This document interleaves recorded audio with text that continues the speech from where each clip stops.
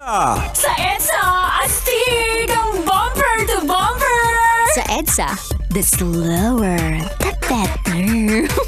Sa EDSA, usad pagong is live! Kaya kung ako ikaw at ikaw sila, mag-EDSA na tayo! EDSA! Kasama mong natatrap.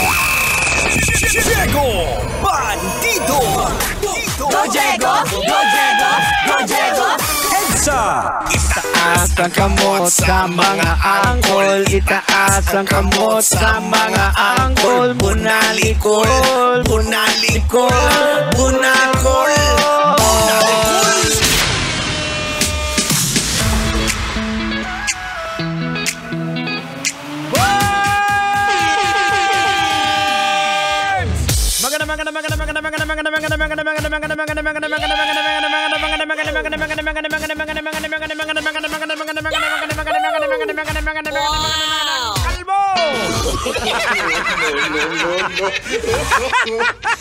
Oras natin sa buong kapuluan. We got exactly 32 minutes makalipas sa oras ng alas 5 ng hapon.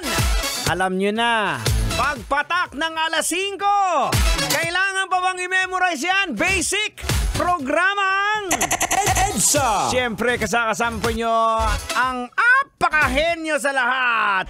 Walang iba kundi si... Henyo! Tender, pero Jose pa rin kagdagarago mo. Siyempre, kasama din po inyo abang lingkod, The Prodigy. Diego Bandido! Pag may buhok, kailangan pa pang i-memorize yan. Hindi ako yan. Isa yang impostor. Oy, sarap naman ang buhay ng mga kabisyo natin ngayon na nakatambay lang, nasa bahay. Diba? Pero tayo manong driver. Tayo, partner tayo. Ikaw nasa kalsada, ako nasa ere pa. Diba? Pero don't worry, mag-partner tayo. Pakis nga sa gums. Pamalat! Oy, magpapasalamat po muna pala ako sa mga bisita natin dito. Ayan, unang-una, siyempre kay Chloe. Ang BBK.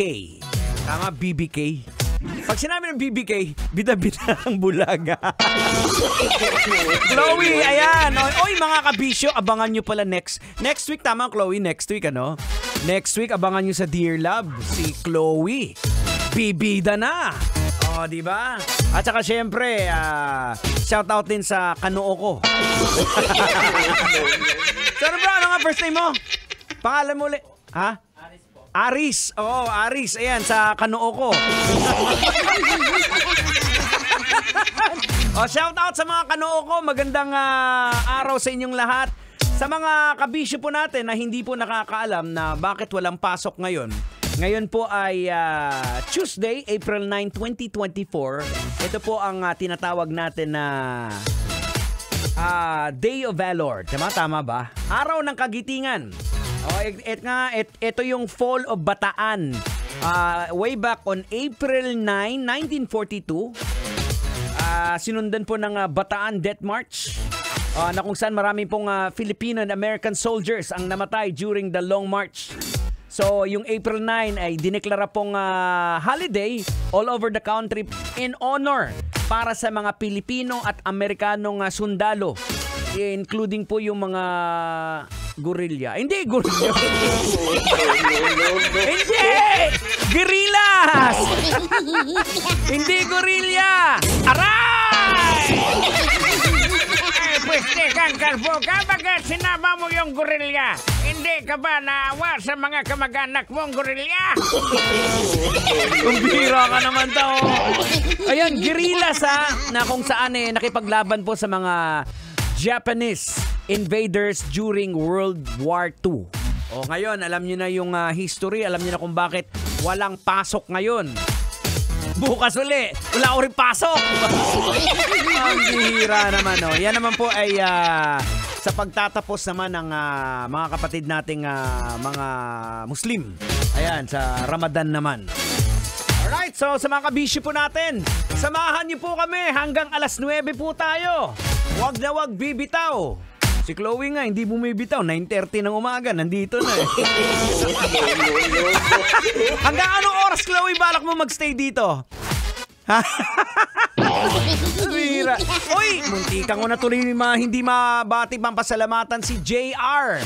Si JR na taga Bulacan, si Sir JR. Maraming salamat. May alay. Hindi ko siya kukulamin.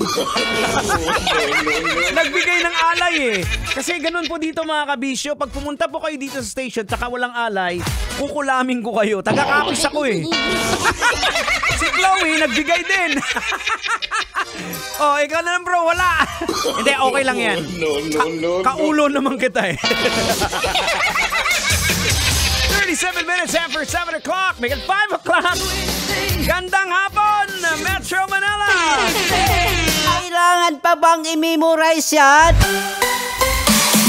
Love Radio. Basic!